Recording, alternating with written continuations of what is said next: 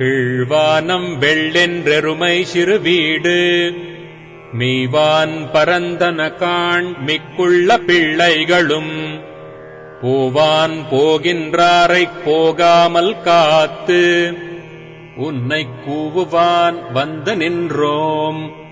கோது கலமுடைய பாவாய் எழுந்திராய் பாடிப்பறை கொண்டு மாவாய் பிளந்தானை மல்லரை மாட்டிய தேவாதி தேவனைச் சென்று நாம் சேவித்தால் ஆவா என்றாராய்ந்தருளேலோர் எம்பாவாய். తూర్పు దిక్కున తెల్లని కాంతి వ్యాపించుచున్నది. తెల్లవారినది.